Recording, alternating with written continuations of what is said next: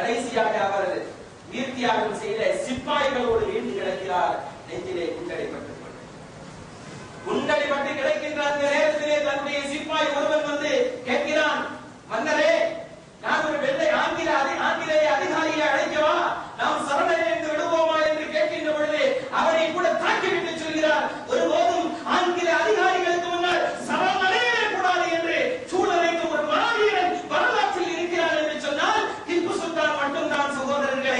அந்த திப்புவின் வாரிசுகளுக்கு வாக்குரிமை கூட கொடுக்க கூடாது என்று கேவலம் பச்சோத்திகளாய் நடைந்து முஸ்லிம் சமூகம் விட்டுக் கொடுத்த வேலை வாய்ப்பை எடுத்துக்கொண்டு சுப்பிரமணிய சுவாமியை போன்ற பச்சோந்திகள் சொல்கிறார்கள், முஸ்லிம்களுக்கு வாக்குரிமை கொடுக்க கூடாது என்று.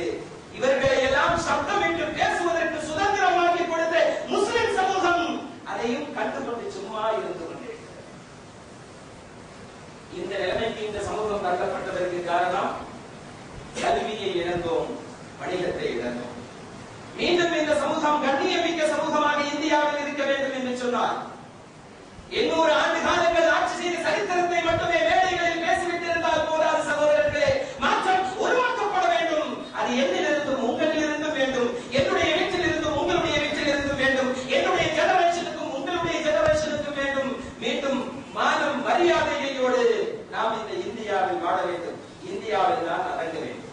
அதனால் தான் சுதந்திரத்திற்கு பின்னால் ஏற்பட்ட மரக்கலவரங்களில் பல்லாயிரக்கணக்கான முஸ்லிம்கள் கொல்லப்பட்ட பொழுது கூட பாகிஸ்தானுக்கு போக வேண்டும் என்ற ஒரு துளி எண்ணம் கூட நம்முடைய மூதாதையர்களுக்கு வரவில்லை. மாண்டால் அது நம்முடைய மண்ணில் தான் மாண்டும் அப்படிங்கிற உறுதியோடு இருந்ததுனால நமக்கு இவ்வளவு பிரச்சனை. பாகிஸ்தானில் இருக்கக்கூடிய இந்து சகோதரர்களுக்கு எந்த பிரச்சனையும் இல்லை.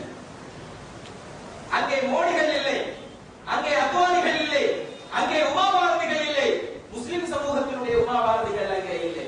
முஸ்லிம் சமூகத்தில் மோடிகளுக்கு இடம் கிடையாது சகோதரர்களே. முஸ்லிம் சமூகத்தில் முரளி மனோகர் ஜோஷிகளுக்கு இடம் கிடையாது சகோதரர்களே. எனவே பாகிஸ்தானில் உள்ள இந்து சகோதரர்கள் இடையிலே நாகூருக்கும் டெல்லிக்கும் ட்ரெயின் போக்குவரத்து தொடர்ந்த பொழுது அங்கிருந்து வந்த இந்து சகோதரர்களிடத்திலே பத்திரிகை நிருபர்கள் கேட்டார்கள், இந்துக்களே, நீங்கள் பாகிஸ்தானில் நிம்மதியாக வாழ்ந்து கொண்டிருக்கிறீர்களா அல்லது இந்தியாவிற்கு வருகிறீர்களா என்று. அவர்கள் சொன்னார்கள், நாங்கள் இந்தியாவில் இருந்தாலும் கூட இவ்வளவு நிம்மதியாக வாழ முடியாது, பாகிஸ்தானில் சந்தோஷமாக தான் வாழ்ந்து கொண்டிருக்கிறோம், நாங்கள் இங்கே வருவதற்கு விரும்பவில்லை என்று சொன்னார்கள். அந்த அளவிற்கு பாகிஸ்தானில் உள்ள இந்து சகோதரர்கள் நிம்மதியாகவே வாழ்ந்து கொண்டிருக்கிறார்கள். ஆனால் பத்திரிகைகள் துவேஷத்தை பரப்புகிறது. பாகிஸ்தானில் இந்து வியாபாரி கொலை, குஜராத்தினுடைய தெருவீதிகளில் முஸ்லிம் பெண்கள் தங்களுடைய கருவறையை கீறி கிழித்து பச்சிள பாலகர்கள் தீயிலே போட்டு நசுக்கப்பட்ட பொழுது, எரிக்கப்பட்ட பொழுது அதை கண்டுகொள்ளாத பத்திரிகைகள் பாகிஸ்தானில் குடும்ப தகராறில் ஏதாவது இந்து சகோதரர் கொல்லப்பட்டால் இந்து வியாபாரி கொலை என்ற பத்திரிகைகளிலே அட்டைப்படம் போட்டு அல்லது ஹெட்டிங்கில் போட்டு காட்டுகிறது துவேஷத்தை பரப்புவதற்காக. இன்றும் அந்த ஆங்கிலேயர்கள் வித்த விதை, ஆங்கிலேயர்கள் போட்ட விதை வித்துக்கள் இன்றும் இருந்து கொண்டிருக்கிறது. இதிலிருந்து இந்த சமூகம் விடுபட வேண்டும் என்று சொன்னால் ஒரு ஃபத்வாவின் மூலம் இந்த சமூகம் பின்தள்ளப்பட்டது. மீண்டும் ஒரு ஃபத்வா கொடுக்க வேண்டும். எந்த கல்வியாக இருந்தாலும் அதை முஸ்லிம் சமூகம், அந்த முஸ்லிம் சமூகம் தான் அதில் முன்னிலை பெற வேண்டும். எந்த அதிகாரமாக இருந்தாலும் அந்த நிர்வாகிகளை நடத்துவதற்கு முஸ்லிம்கள் தான் தகுதியானவர்கள் என்ற சூழ்நிலை, அதுவும் எல்லா அதிகாரத்திலும் இருப்பவர்கள் ஆலிம்களாக இருக்க வேண்டும், ஆலிம்கள் எல்லா அதிகாரத்திலும் வர வேண்டும் என்ற அந்த மாற்றம் 1700 எப்படி இருந்ததோ அது போன்ற ஒரு சமூகம் மீண்டும் உருவாக வேண்டும். உருவாக்குவது நம்முடைய கடமை. இதைத்தான் அல்லாஹ் சொன்னார், வரலாற்றில் இருந்து படிப்பினை பெற்றுக் கொள்ளுங்கள், முத்தத்தைகளுக்கு இந்த வரலாற்றிலிருந்து உபதேசம் இருக்கிறது என்பதை. எனவே சுதந்திர வரலாற்றில் இருந்து படிப்பினை பெற்ற சமூகமாக இந்த சமூகம் இருக்க வேண்டும்.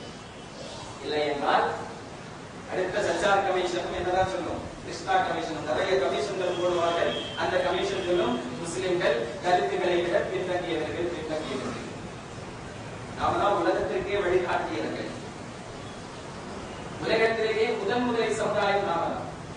இந்த சமூகம் பின்தங்கிய சமூகமாக மாறி போன அந்த வரலாற்றை குறைத்தறிந்துவிட்டு மீண்டும் கண்ணியம் மிக்க, கௌரவம் மிக்க சமூகமாக, ஆட்சி அதிகாரத்தை நிர்ணயிக்கக்கூடிய சமூகமாக இந்த முஸ்லிம் சமூகம் மாற வேண்டும். அல்லாஹ் அப்படிப்பட்ட ஒரு கண்ணியமான சமூகமாக இந்த சமூகத்தை ஆட்சி அருள் புரிவானாக. வலில்லாஹில் இஸ்ஸத்து வலி ரசூலிஹி வலில் முஃமினீன். அல்லாஹ்வுக்கு மட்டும்தான் கண்ணியம், அவரை பின்பற்றிய ரசூல்